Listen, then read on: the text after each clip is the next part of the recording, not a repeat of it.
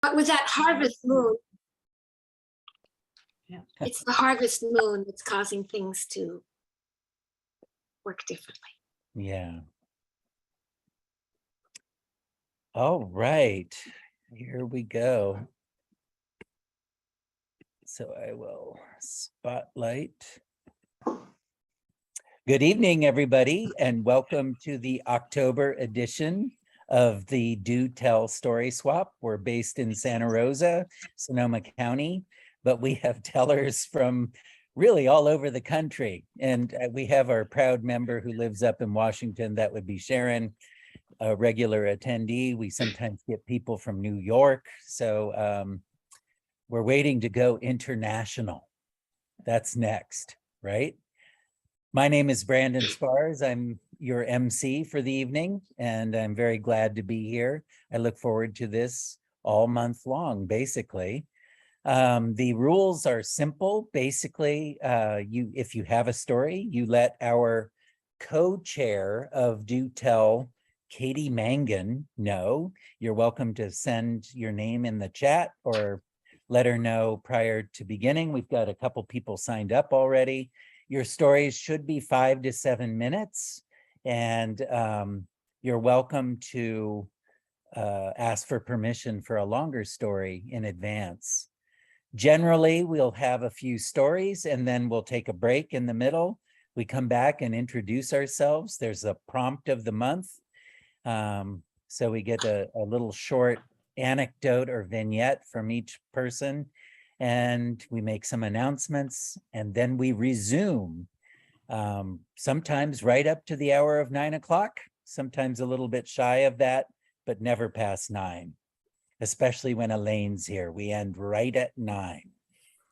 I don't think there are any other announcements before we begin. Katie, am I correct?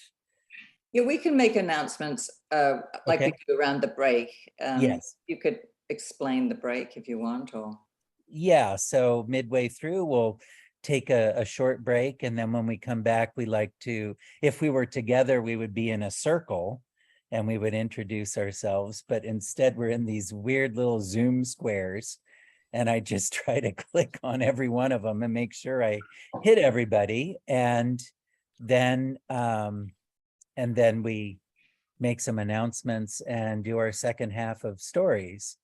And so let's take it away. I'm going to start with our own Vicki Ness. Hey there. I don't think I've ever started, so this is sort of a new thing for me.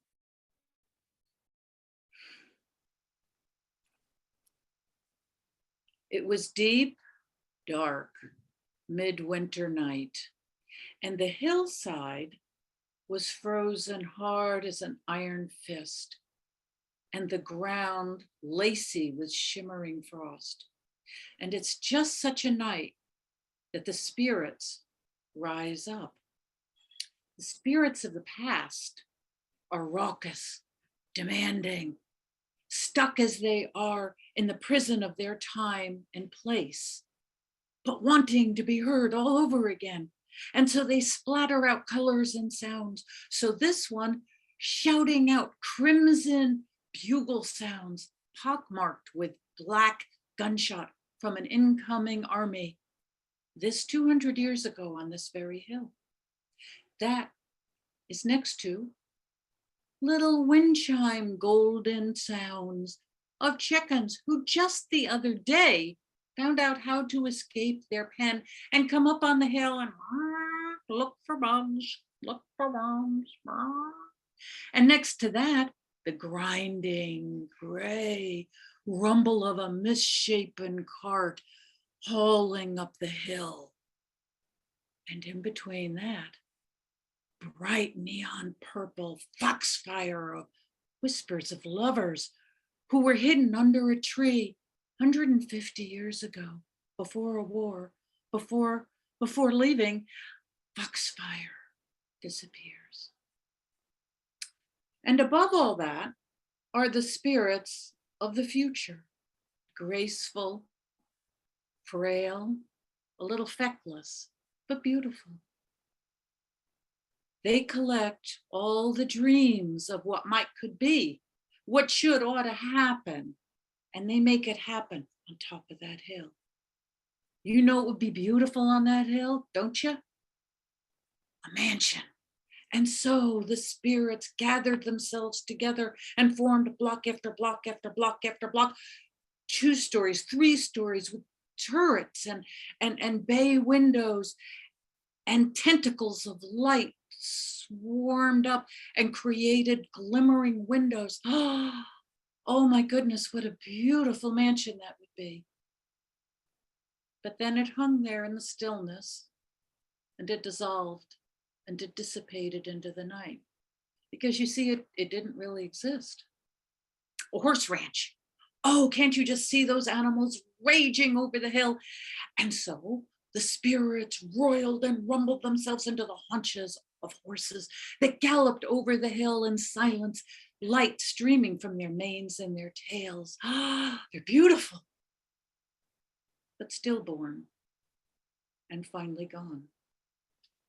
You know what this town needs? It needs a mall. If the mall was up on top of the hill, everybody'd come. That's what we need, is a mall. Oh. Stores of gray, smoky spirit life. And once again, the light strings came up. Hilltop View Mall. And once again, in stillness, dissolving, dissipating, crumbling like a sandcastle in an incoming tide. Well, this is how the spirits amuse themselves every night when nobody's looking. But this night, something was coming up the hill. It was lurching and lumbering and misshapen, and it caused the spirits to pull back into the netherworld and watch.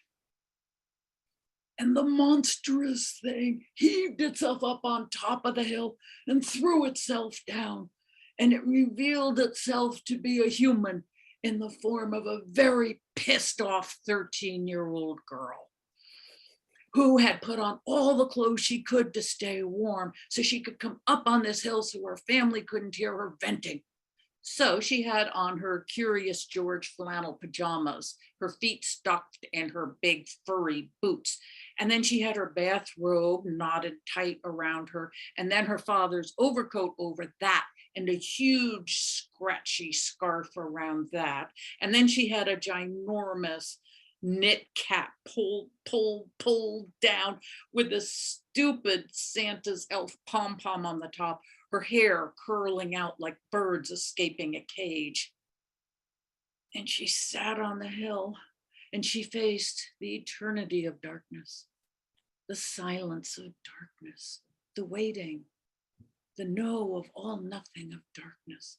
And she said to it, "He's stupid.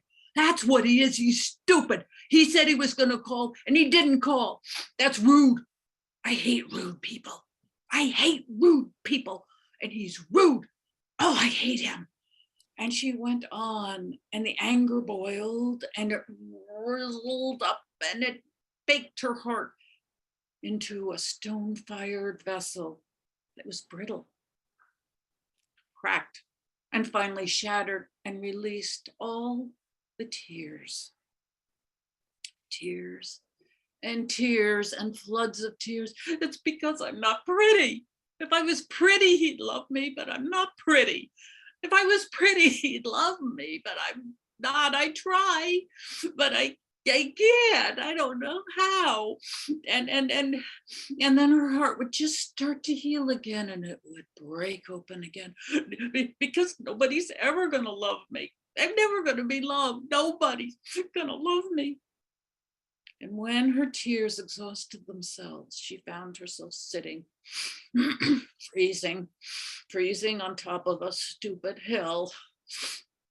Oh, stupid hill.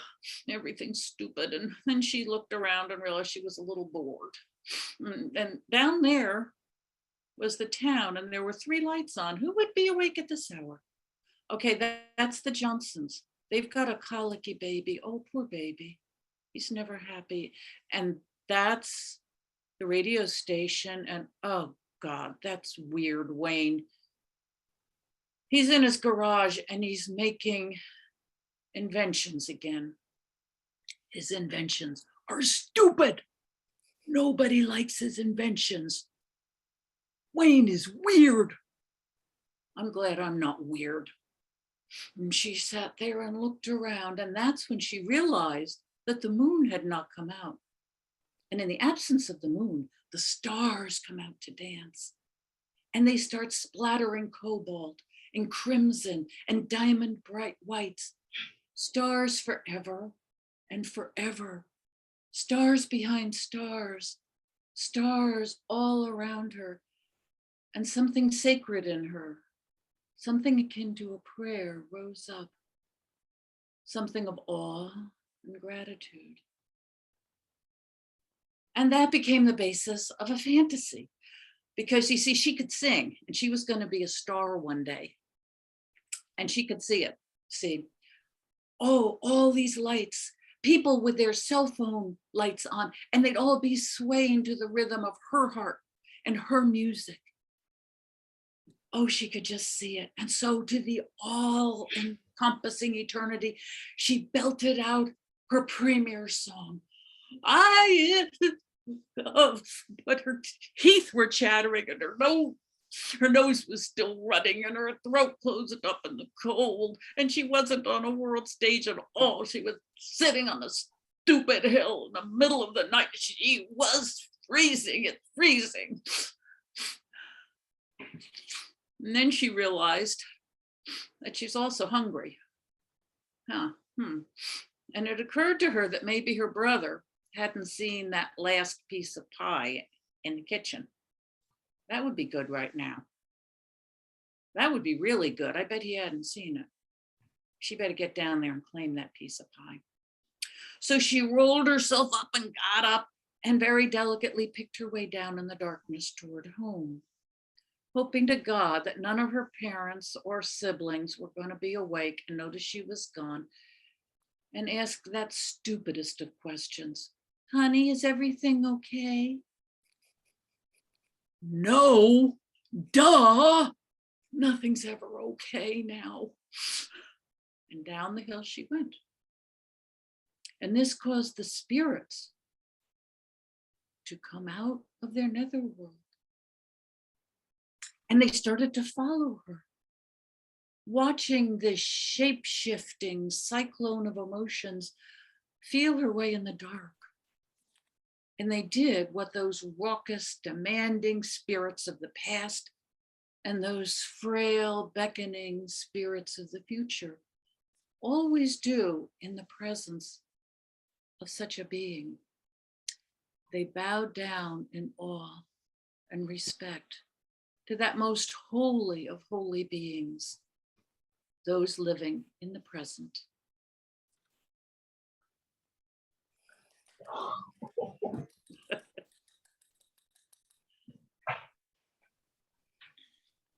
Wow. Vicky, that was really amazing how you moved from the universal spirit consciousness into the consciousness of a 13-year-old and then back out. That was very different from the stories you tell that have, a lot of action. And this was almost like a work of poetry. Oh, Really wonderful. Thank you so much. Yeah, pat yourself on the head. That was your range of stories is just amazing. thank you. So lucky to have you. Wow. Well, Sharon, you're the only one who can follow an act like that, I think. I just remembered, I wish I'd stuck to my guns and said, I don't want to follow her. I saw Lily Tomlin do a performance once where she took on 20 or 30 different characters without costumes or anything. And Vicky reminds me of her. It's just dazzling. Oh, Yeah, me too. But you know what? You're pretty dazzling yourself. Yeah. Here we go from Washington, right, Sharon? You're still in Washington. I'm still in Washington. Yeah, and we're so glad you're here with us too.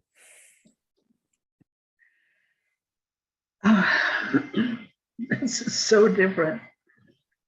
In 1952, when I was 9 years old, we lived in what was then a little town in the San Joaquin Valley called Las Banas.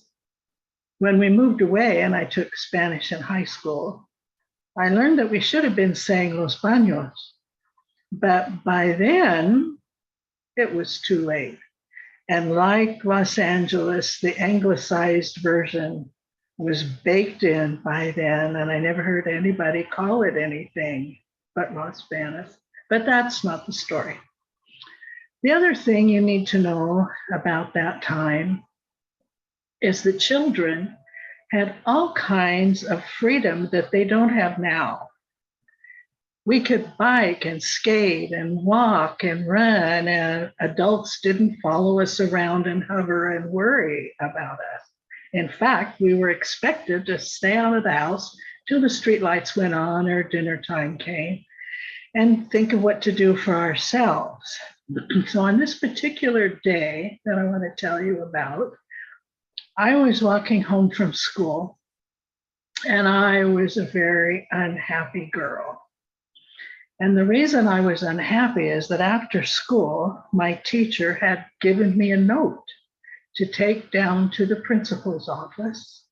And the note explained to the principal that I had an unacceptable number of tardies. And as I said to the principal, that was not my fault. My mother let us out of the house in plenty of time to get to school. And the school was only 2 blocks from our house. The problem was that those 2 blocks went right through the center of town, right past the Moda Day and Woolworths and JCPenney's and the shoe store and the jewelry store. And while I had a strong, unbreakable commitment to having a great record at school, in the morning, I had to walk my kindergarten sister, and she had no such principles. She wanted to look at every item in every store window with every step. Now, she was much too big for me to pick up and carry, and she was much too little to leave behind on her own. And so I spent most of the morning alternately pleading and begging and threatening and commanding and dragging and yelling, and ultimately arriving late at school yet again.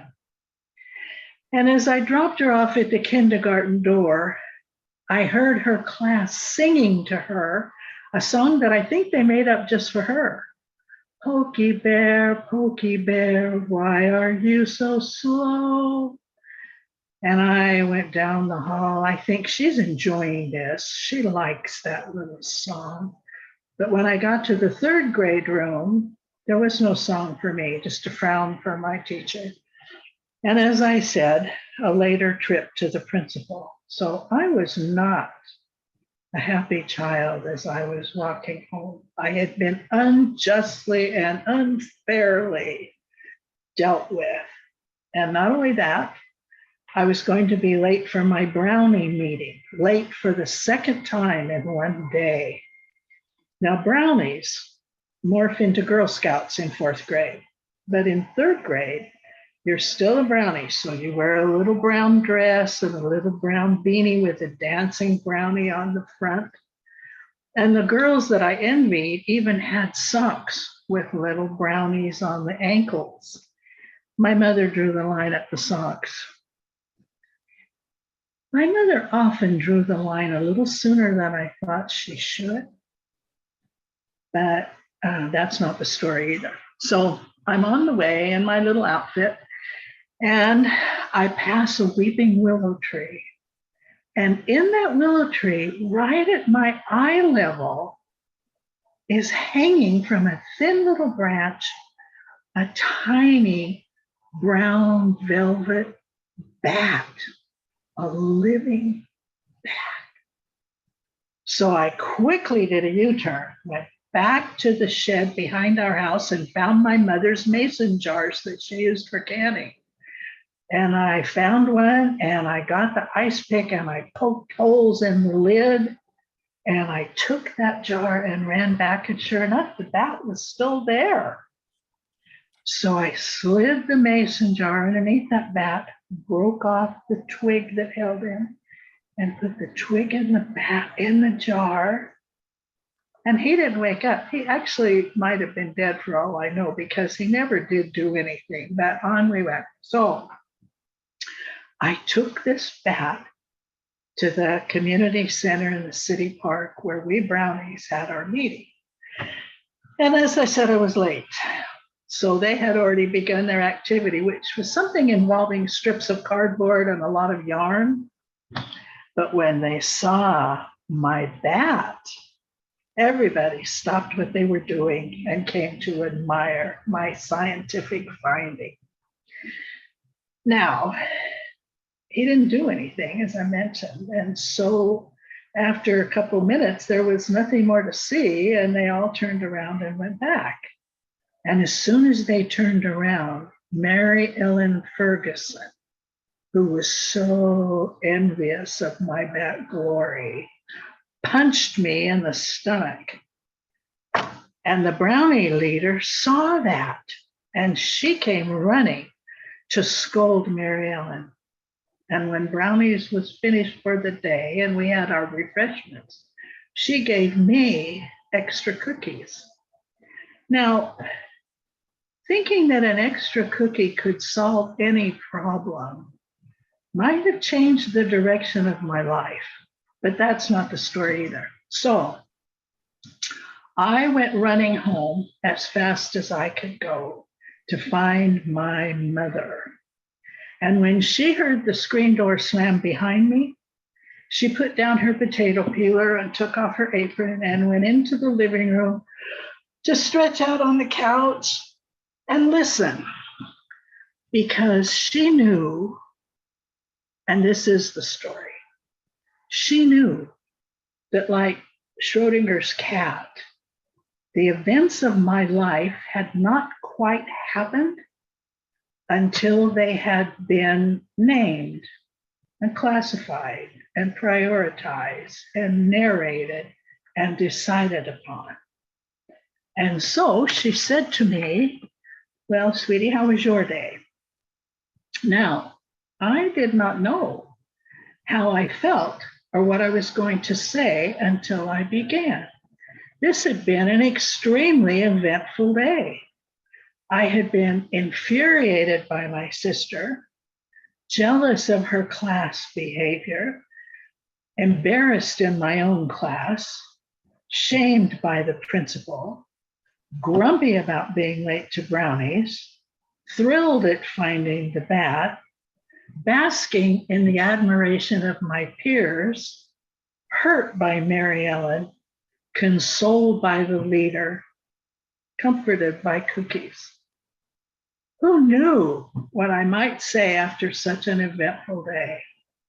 But when I opened my mouth, what came out was, wow, you're never going to believe this. This was the best day of my whole life so far. I captured this bat. And that's the end of that story.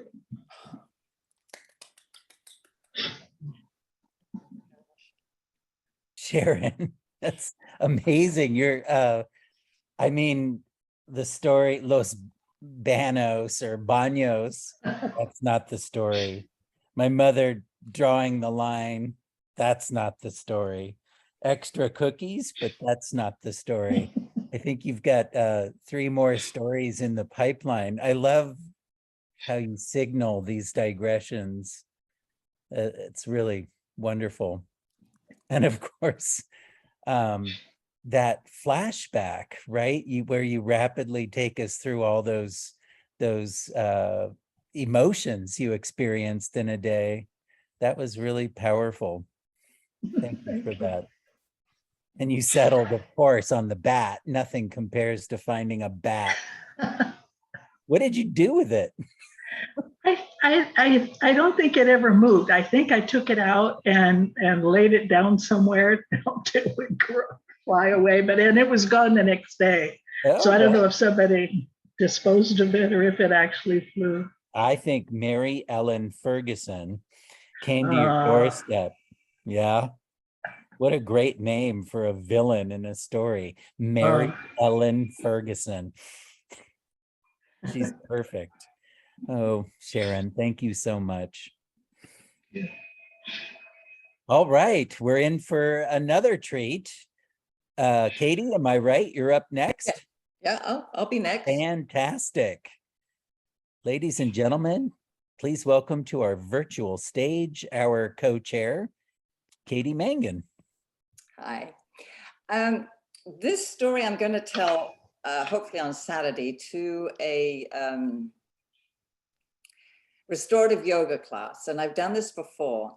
And I've always told a more dramatic story. But what happens is these folks are in this class, they're put in a very relaxing position, and often they immediately fall asleep.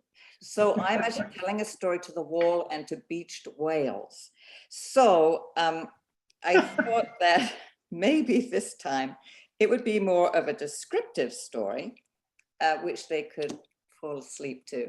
And I'm just still kind of pulling bits of it together. So I hope it's gonna go okay. So now I'm off and running. Okay.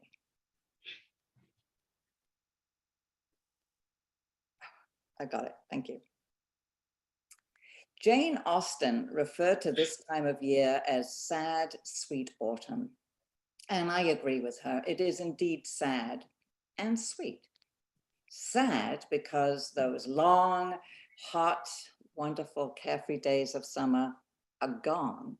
And we're looking towards those long, dark, cold, short days of winter.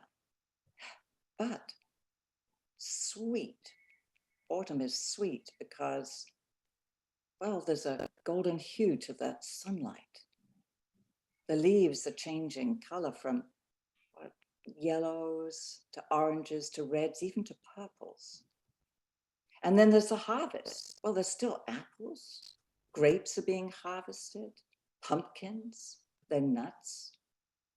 There's a lot going on in the fall. And Eduardo enjoyed the fall too. And one day he woke up to the perfect fall day. And he said to himself, no, I'm not going to stay at home and do chores. I'm going to go out into the country and I'm going to enjoy this day. And so he harnessed his horse to the cart and off they went. He had some baskets there and he would forage for nuts. You know, there were walnut trees and hazel trees and beech trees. And he'd gone quite away from home when he suddenly realized he was close to Madge's cottage. Now, Madge was an older member of the community. And this year she decided she would spend the winter with her son and his family in the city. Now, Eduardo presumed that Madge had already left, but he thought he would go by just to check and see. And so as he came down the road, he saw from her chimney, there was smoke. And then there was Madge in her front yard, harvesting a pumpkin. Oh, Eduardo, come on in for a cup of tea. Well, of course, he couldn't refuse. It would be rude. Plus, Madge always served something delicious with her teas. It was either cookies or bread or cakes. But when he went into the kitchen, he realized everything was different. There was nothing on the counters. Everything was put away. There was not a crumb of a cookie or piece of cake in sight, and certainly not a cookie jar. Oh, Eduardo, I'm sorry, I can't offer you something to eat. Oh, everything's been packed away. I'm waiting for my son to take me to the city. He wrote to me, I got the letter last week saying he'd been delayed. Oh, I hope he'll come soon. What if the winter rains come early? And it was a deep concern because the winter rains made the roads impassable. And Eduardo was aware of that and concerned. Madge, I think you should come home with me. He thought she might put up a bit of a fuss, but she didn't. Oh, thank you kindly, Eduardo. My bags are all packed. It won't take me 2 minutes to get them. Oh, Madge, no, don't worry. Take your time. You and I will close up the cottage together. And they did. They put up the shutters, and they locked all the doors, and then they left. Madge became very talkative and began to tell Eduardo all about her childhood. One of the things she told him was that close by was, there used to live a man called Mr. McGregor, and he had an orchards, lots of orchards and lots of trees in his orchards. And one of the trees was her favorite. It had small red apples. And these apples were the juiciest and sweetest she'd ever tasted. Oh, but Eduardo, we were terrible as kids. He didn't want to share his apples, so we stole them. When we ate them, we then fed our apple cores to the horses, his horses, like destroying the evidence. But she smiled, so she obviously enjoyed doing that. But Eduardo saw the lane that was kind of overgrown, but suggested that they go down the lane and see if they could find this apple tree. And so off they went. And as they got closer, they could smell apples. And there was the apple tree with still some red apples on it. So they sampled one or two and just decided they were totally delicious. And so picked as many as they could and then went on home. Now, Eduardo lived in a large country house that had been in his grandmother's family for generations. There was plenty of room for Madge. Madge insisted on doing chores, and she also brought with her her recipes, which she very generously shared with Eduardo, even whispering to him the secret ingredients of the cookies and the cakes. Together, they dyed wool, they spun the wool, and Madge, who was a very skilled knitter, gave Eduardo some tips on how to really knit the most beautiful sweaters. And Eduardo decided that he would set up his loom and he would weave her a blanket, and the blanket would remind her always of the fall. And it began at the very bottom with that yellow, that the willow leaf, as it moves from green to yellow, there's a certain kind of yellow, and that's how he began the blanket. And then it moved to orange and to red and into purple. And from the purple, the color became a deep blue, the color you find in winter at midnight. And then beyond that was a silver gray that reminded them both of the mist and the fog and the ice and the snow. And then above that, this was a very thin line of the palest yellow, the yellow that you see at the beginning of spring, the yellow you see in the primrose, which is one of the first flowers to bloom in the early spring.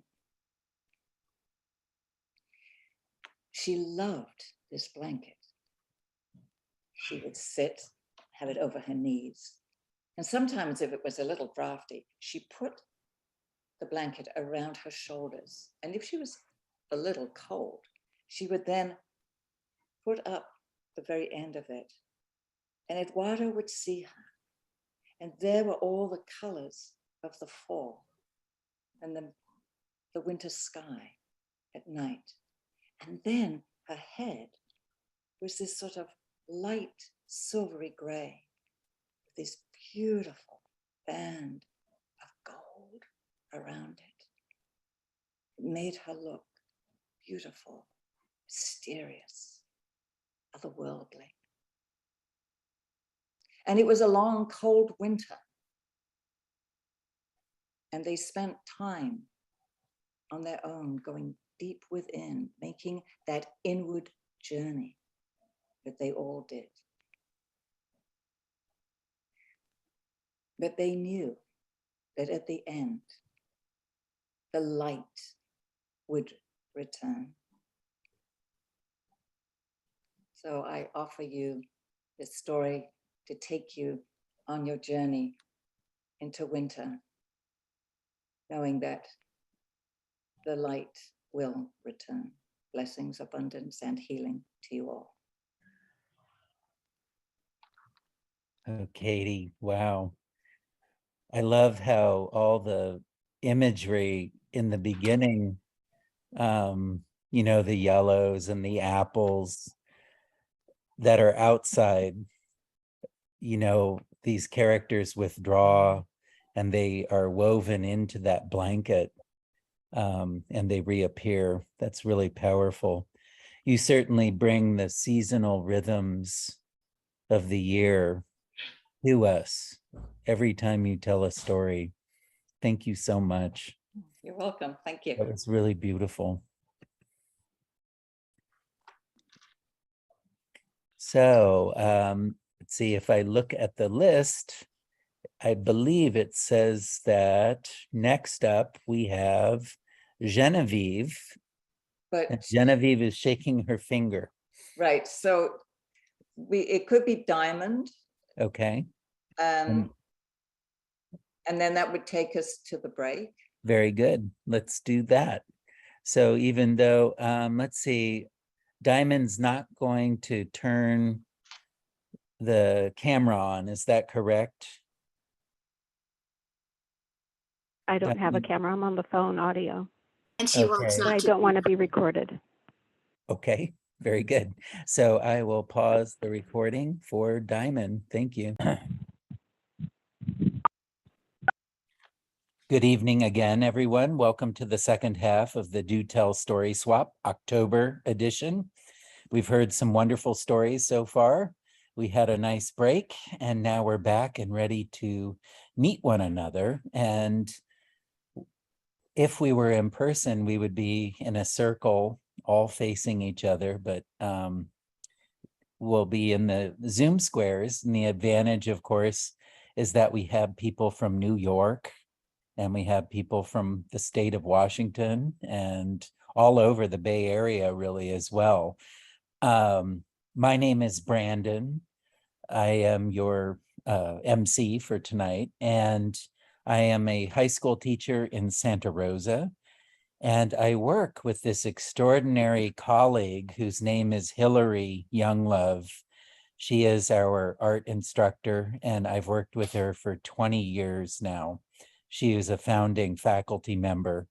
And the reason I'm saying all this is that we have Hillary's mother in the audience. Oh. We did anyway. Is Oh, that Deb? I No. guess Mhm. her last name is Younglove, but she dropped out. Oh, Oh, shoot. Okay, so we don't. Well, anyway, I will pass it to Tekla. We're dying to meet you. Welcome to our storytelling group, and I can't wait to learn a little bit more about you. And Hi, also, Tekla. with Brandon, do you remember the question? Oh, yeah, right. We have a prompt, and so the Tell us prompt is, is go on, your favorite memory of fall, if you have a favorite memory of Yeah. fall. so my Did you know? favorite memory of fall is that the steelhead and salmon start running. And I just love going to some crazy little creek and seeing these huge fish that don't look like they belong in there, just going, swimming their hearts out upstream. That's my favorite fall memory. Tekla, would you like to introduce yourself and give us the fall memory? Oh, yep. I'm Tekla, and I do I say something about myself or no? Where you're from, and then your Okay. fall memory. Well, I'm not from anywhere. I'm kind right now I bought a house right before the panorama in Lake Havasu City, and I rent it out as an Airbnb because it's, you know, people vacation over there. And so it kind of gives me the freedom to travel around in my camper van and see things because, you know, my house is there just like giving me an income. And I am in my master's program at Rutgers online. So school is online, and I'm a social worker. I work with severely mentally ill people in my normal job, but right now I'm off because I'm going to school. And the only thing about traveling in a camper van is that I go like maybe weeks without having an actual conversation with like a person that's not like in a store or a gas station. And so this is like I was like kind of desperate to have actual people to talk to. So I'm glad to be here. But I like to write. I've always been a writer. And my favorite memory of fall probably is when you know, when I was little, I was in 4-H, and we'd always have like a fall thing where you'd bob for apples and stuff like that. And it was always kind of fun because, you know, fall is going into like where things start happening. Stuff starts like people start baking more, food starts happening more probably. That's about it. It's kind of general. Well, thank you, Yes. Tekla, and we're so glad you joined us, and I hope we're as engaging as the gas station attendant. It's gotta be.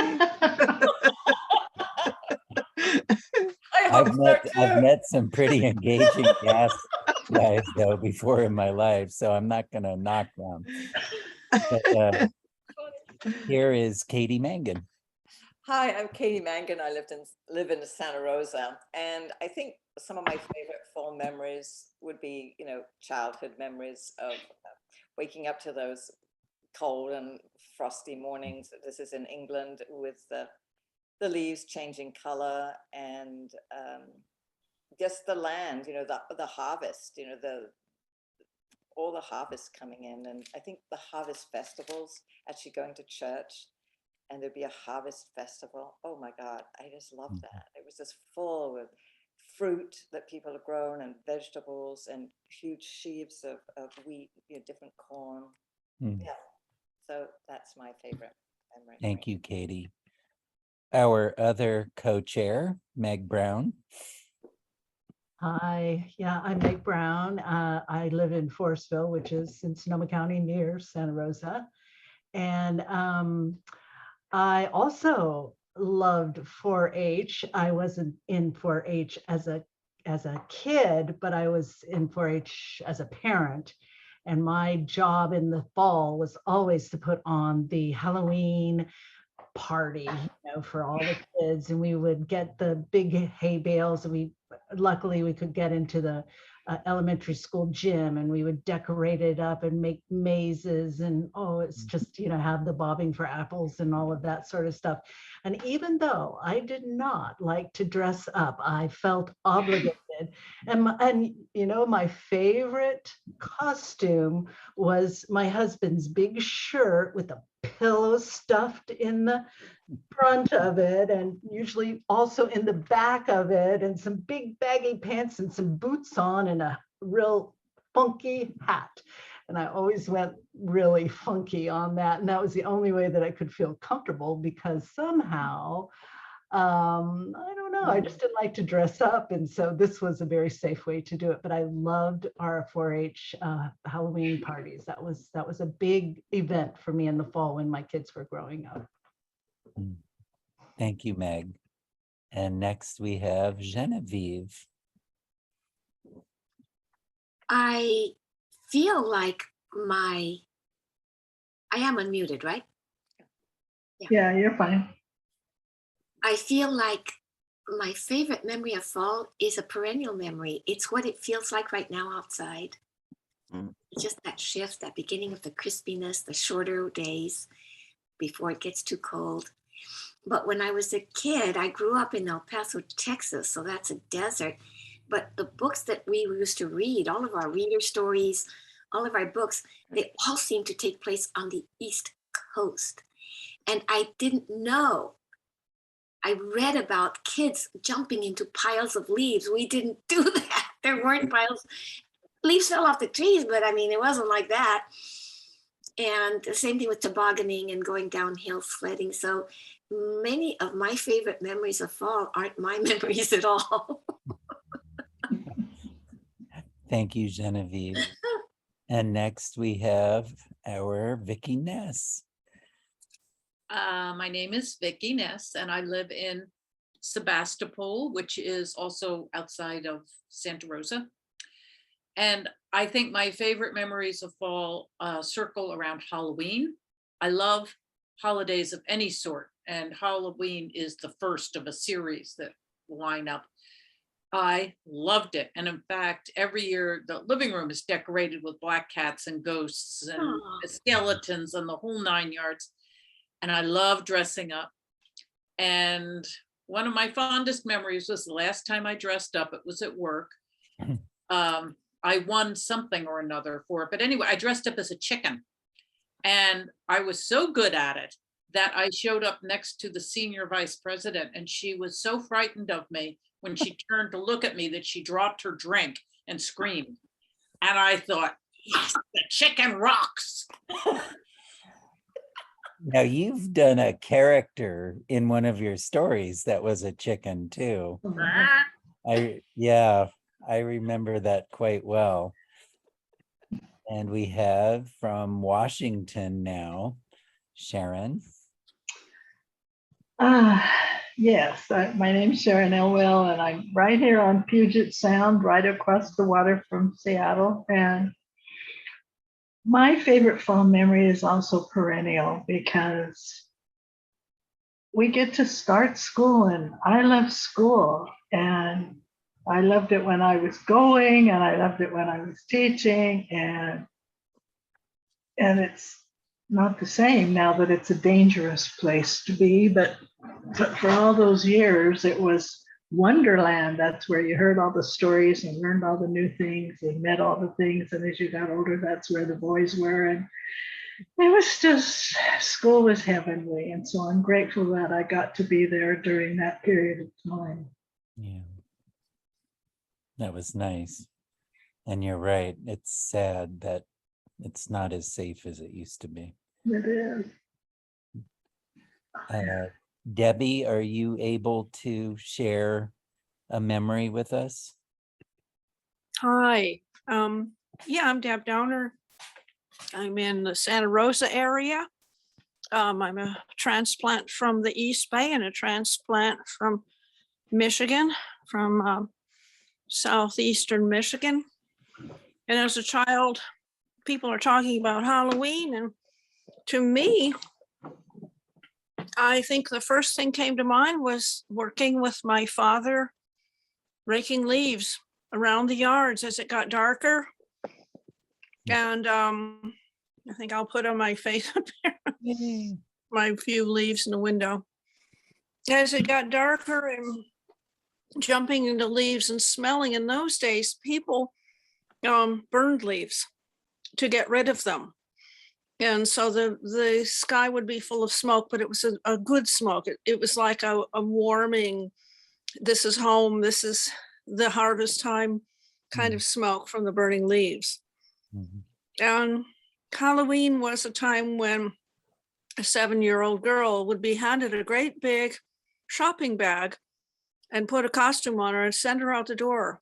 And you could run on your own from door to door if you wished to run, and I did, and collect all the candy you could get on your own street. There were always limits of how far we could go. And the boys tended to not have the limits, but it was a time with less fear. And children were protected and allowed to explore and go from block to block and see parks and woodlands and take their chances in the real world out there with nature. And it was a good thing for me, for the most part. And okay, I'll save the other memory for a story sometime. But I'm grateful for people and our real stories that show great courage and great danger, and our more peaceful stories of Halloween. Thank you so much, Debbie. Thank you.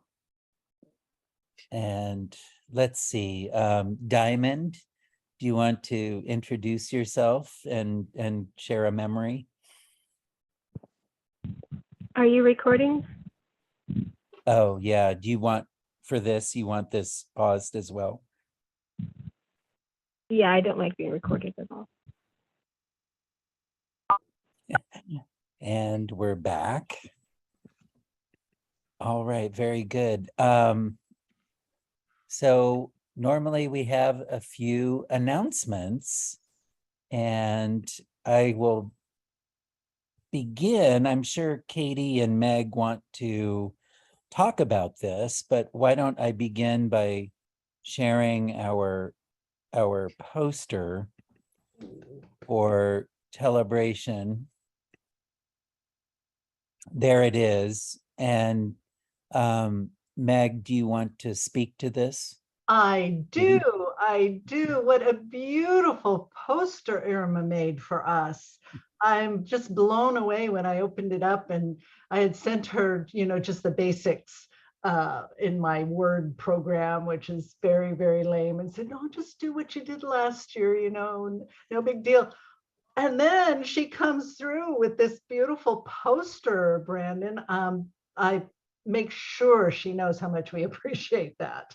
Yeah, Telebration we are well on our way to getting everything organized and put together with our tellers. We're really excited because we have Ethnotech, Nancy and Robert coming to be our guest tellers. But we also have a wonderful lineup of tellers from our own group, and one of Brandon's students will be telling as a guest. So it's just going to be a really great lineup of tellers.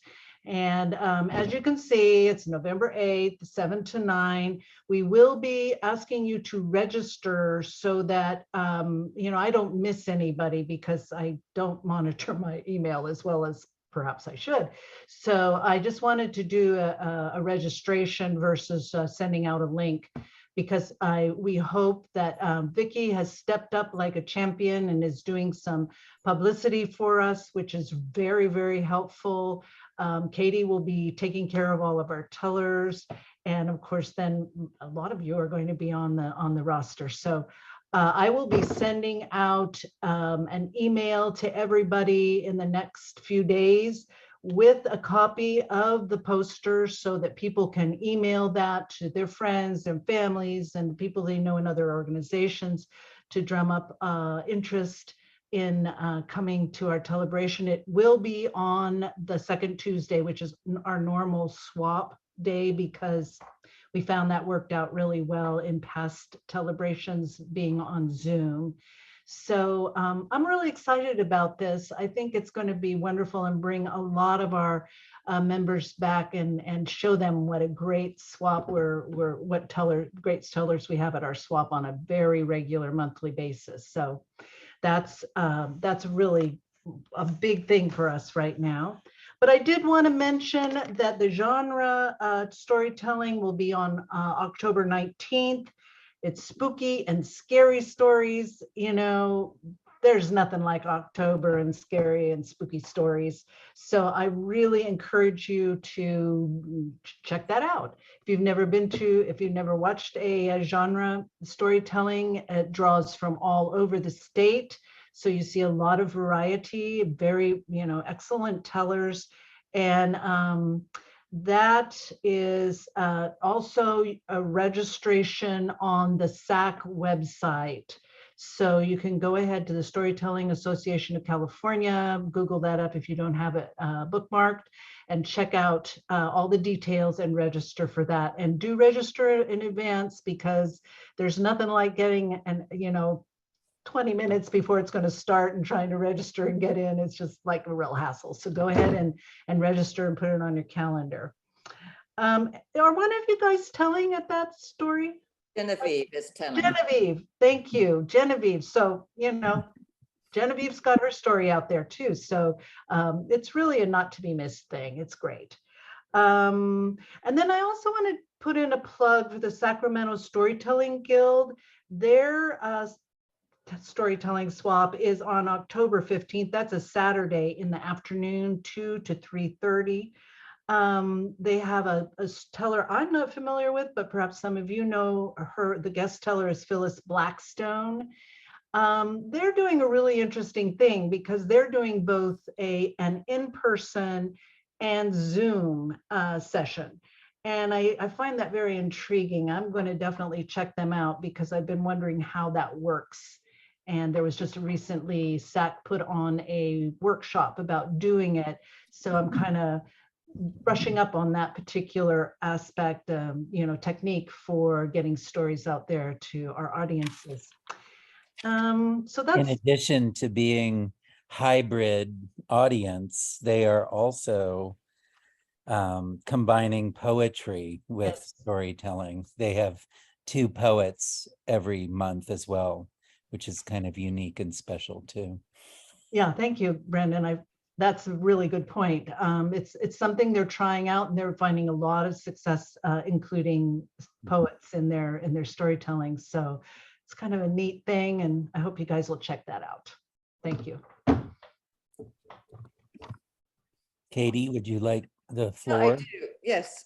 Just going back to the genre. So as we know, it's going to be Genevieve this month. In December, it will be Vicky. And then for the rest of the first 6 months of next year is totally open. So if you wish to be a part of the genre series, look up the subject matters and then contact me, and then I can ask you to ask for you to be a part of that. Couple of more things. On this Saturday, it's Sharon's birthday. Oh, And I just want to say happy birthday to you from us all, Sharon. Sharon is just awesome, and she writes all the notes of the meeting, and she does it, I don't know, standing on her head overnight and types them out in the morning. But anyway, thank you, Sharon. You're such an important part of the swap. So thank you, thank you. And it's Genevieve's birthday on the 19th, right? Did you say that? That's right. Yes. Yeah, I will be turning 70, so it's a special birthday for me, so to speak. They're all special. Happy birthday on the 19th. And curiously enough, I just realized that Celebration is going to be the 8th anniversary of when my husband died. So I might actually write a story for you. Okay. Wonderful. Great. It's going to have to do with transplants. I mean, with organ donation, maybe. And then last but not least, Brandon was an exchange place teller at the National Storytelling Festival in Jonesboro this last Friday. Can we Congratulations. hear more about that? I beg your pardon? Can we hear more about that? Yeah, Brandon, tell us more about it. I was pretty starstruck. So I was one of 6 that were selected this year to the exchange place, and the whole festival stops and everyone comes to see these new voices. It was really quite an experience, and I met 5 other really wonderful tellers from all over Montana, Washington, D.C., and Virginia, and Los Angeles.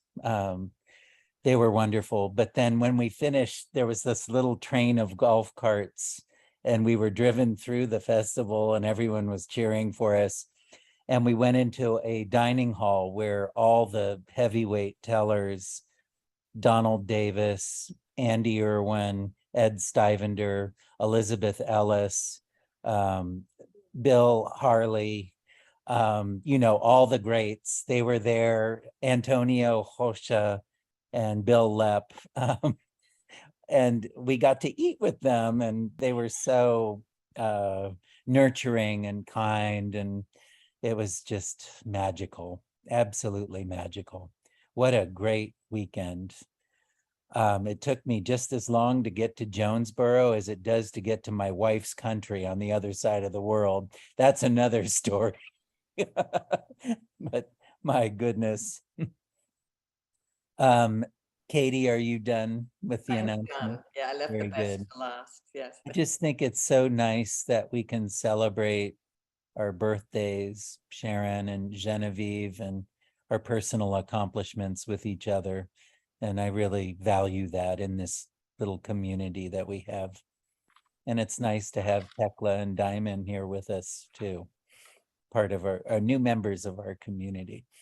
Well, we're in for at least a couple more treats. So we have Genevieve. Please welcome Genevieve to the virtual stage. I'm wondering whether I should. It would only just be practically reading the first little bit of the story I'm telling. Is that okay? Yeah.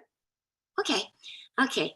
I guess this is very, just for the new people, this swap is really special because it's primarily support and encouragement, right? For storytellers. And so I told a little bit of a rough draft of this in Petaluma at West Side Stories. The subject was there's no place like home. But one of the things about storytelling is that it brings back so much of our lives to ourselves, especially someone who has a lot of life to bring back.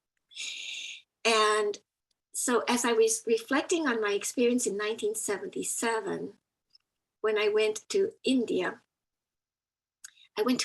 in desperation. I was very upset. I was having yet another existential crisis. And so I went to see a woman who was a sage. She was already in her 80s, named Ananda Maima. And the story is going to be, when I work it right, about an interaction I had with one of her devotees, whose name was Atmananda. And the curious thing is that because I'm about to turn 70, when I was looking back at this story, I was sitting in the ashram area and I was pretty upset. She came up to me, and what I was upset about was that I was 25 and I was really old. And my life was just fleeting and I had gotten nowhere and I was just a bundle of confusion. So the very fact that she just sat with me and simply could not practically stop laughing almost, as she reminded me that I had my whole life ahead of me. And after all, here I was at this, at this place, which is another story altogether about what it was like to be in India without knowing what I was doing. I arrived there at the hottest part of the summer, and I left at the end of my 120-day ticket, which is the way they sold tickets. It was a minimum of 2 weeks and a maximum of 120 days. So that's the way you did your tickets then if you wanted to go cheap. And when I got there, I couldn't wait for the 2 weeks to go over so I could run back home. But I ended up staying until the 118th day, which was the only time I could get a flight within that 120-day window because the flights only went out every 3 days. But I'm exploring basically what that experience was and how her calm advice to me has played out in my life, even at this point, as I am remembering her. So let me see if I can find my little notes. And it's called There's No Place Like Om. I'm sitting on the step that leads from an open air passageway to an Indian courtyard in the town of Haridwar. On the flag steps next to me is a once Austrian concert pianist turned pilgrim and devotee of the mystic that I had left my country to see.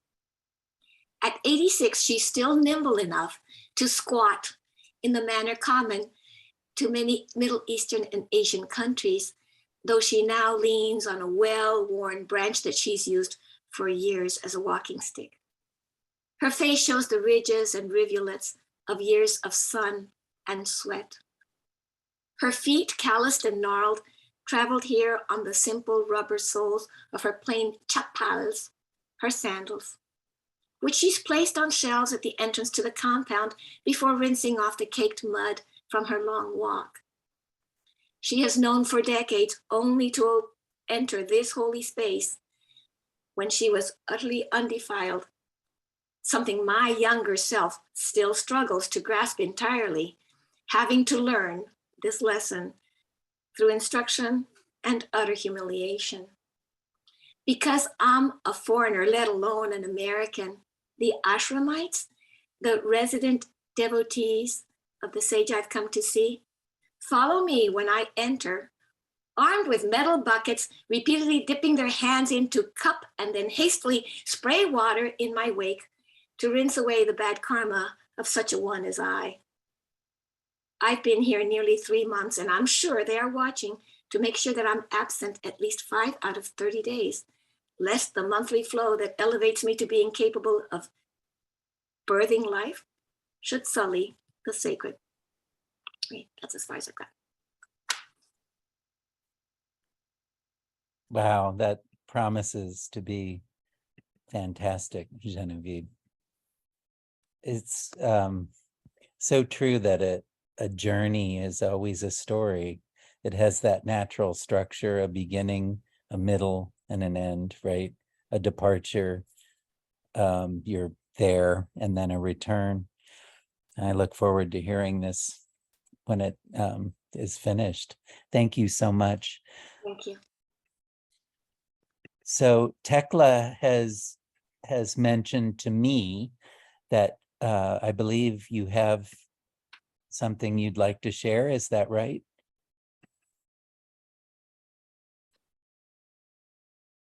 Yeah, it's just a short installment of a Great. longer thing. Oh, right now? Yeah. Oh, wow. Came up so quickly. Yeah. I haven't edited or anything. It's just crude, so please forgive it. This is a conversation between two ghosts. Ooh. And her story will unfold as she talks to other ghosts, but this is just her conversation with one passerby. What are you doing up there? You see me? Can't miss you. You're quite pretty, but I don't understand what you're wearing. I've had it both ways. Some see me, some keep walking by like they don't see anything. Come down and I'll show you where I made a footprint in the concrete when I was 6. You look a lot older than 6 now. I made the print 129 years ago. You look younger than that, but not by much. Your outfit undermines your judgments of my appearance. I can't come down. Can you come up? I will, but not for long. I like to look at my footprint every day when the sun begins to set. Why that time? I've thought a lot about that since, well, you know, when you switched to invisible and irrelevant. Oh yes, irrelevant. You know that doesn't match right. The patterns, the colors, none of it. Yeah, I know. As long as you know, I'll leave you alone about it. It doesn't bother me. Everyone I talk to says something about my clothes. My clothes change every day different, every day weirder. Why sunset? The day I made that footprint, my mom had sent me next door to get the newspaper from our neighbor. But on the way, I saw my friend Jimmy. Well, James is what we called him after high school, but this was the Jimmy version of James, when he was still 6 like me. Jimmy was always outside at that time. I think his mom liked to have him out of the way or something. He never told me, and I never asked. Jimmy liked to go with me to get the newspaper because he liked to look at the old woman's leg, or where her leg used to be. She was a one-legged person who never went outside. She had an old cat named Tom, who became a young cat named Tom after the first cat named Tom died, probably of boredom, or at least that's what James said at his wedding. When we were sitting out behind the church trying to smoke cigars, we thought they made us look like Al Capone. James said when he was Jimmy's age, He always saw the old tomcat trying to escape out of the one-legged lady's apartment. But since I knew everything Jimmy knew back when we were 6, I think that was just James's way of making us both laugh at his wedding. Maybe so we could forget about the sick we felt from the cigars or the sick we felt about the wedding. Either way, it was nice to think about that old tomcat scratching and clawing to escape, rather than the church full of friends and relatives either crying about the beauty of the wedding or crying about that folded piece of government paper in James's pocket. When we buried James, well, you know, the box that said it was James, airmailed from France, postage paid, I stood next to his wife, Elizabeth. I knew her from when she was Liz, and I never got the hang of calling her Elizabeth. It just never mattered enough to me. And I didn't see her much after James shipped out to die. Well, you know, to fight, but dying is what happened to him. Not sure if he was gone long enough to do much fighting. It was no mystery at his graveside why that wedding happened so fast and why James made up that story about that old tomcat scratching at those windows. He couldn't escape what was growing in Liz's belly, and he couldn't escape that beach in France.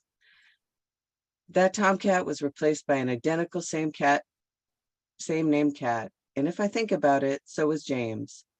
Liz didn't let anyone call her young James Jimmy, so I just called him son. After he graduated from high school, I called him James 2 times.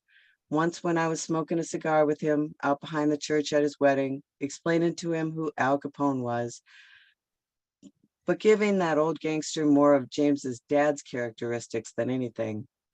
Back then, it wasn't considered in good taste to talk about a dead dad shipped home from France, and so I tried when I could to talk about him, but in a way that wouldn't make anyone sad or mad or uncomfortable.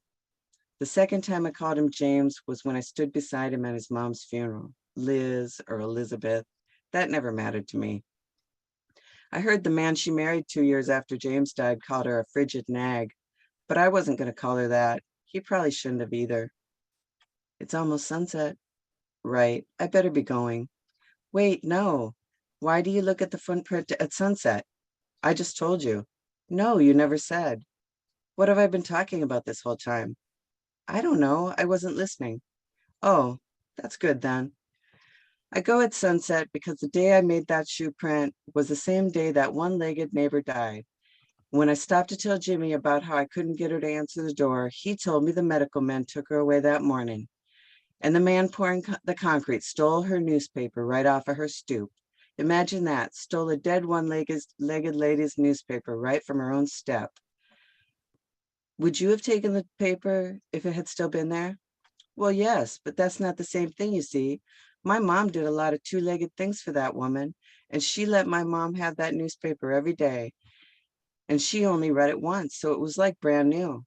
Except the time old Tom, no, wait, it was new Tom, accidentally peed on the newspaper and ruined the sports, cartoons, and the weather. That day I picked up one section of the newspaper and a pair of thick wool socks that one-legged lady had knitted. I guess to say sorry about the 3-section short paper. I didn't know back then how much a newspaper costs, and I could never guess the exchange rate for the work my mom did for her. But I think about that day and those socks a lot now, you know, now that I'm only thinking and not doing.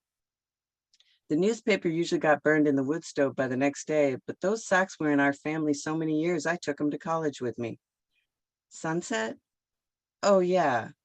I knew that man took that paper intended for my mom, so I ran across the concrete. I was going so fast out of fear of being caught that I almost jumped the entire section and only got one foot stuck in.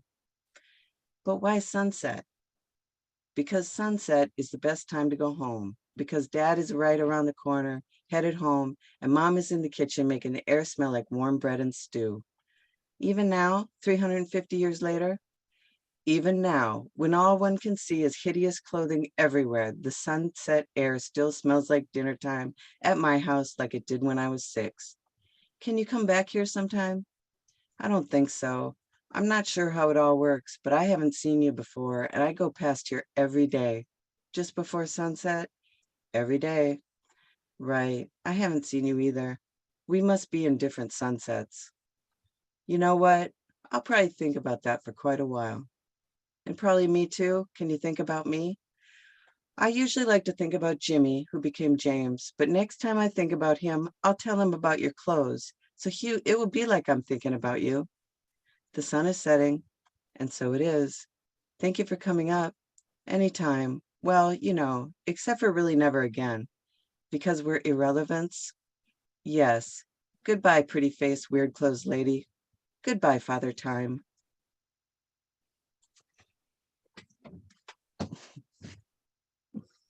Mhm. Wow, that line, we must be in different sunsets. That was Mm, powerful. Thank you. Thank you so much, Tekla.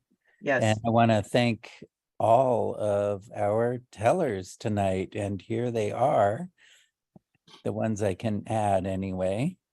Sharon, of course. And do I have everybody? Except our call-in, I won't add, but Yeah. I just want to thank everyone for another wonderful session for the month of October. Something that Diamond said really stuck with me about the court case, and Diamond's story wasn't recorded, but it really revealed how these patriarchal institutions privilege seeing over hearing. The question over and over again was, did you see this man enter? Did you see him leave? And I think as storytellers, we all know that the truth is very often what we hear and what we speak. And so I want to thank Diamond for that story again, as I want to thank all of you for your stories tonight. Thank you very much. And we will see each other next at Telebration, November 8th. It's going to be really fun.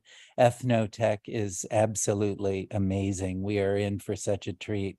They are Jonesboro quality tellers. They're usually at the National Festival, but they weren't this year. I don't know why.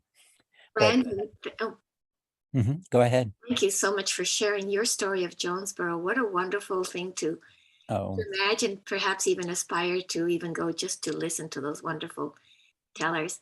May I ask a question of Diamond real quickly?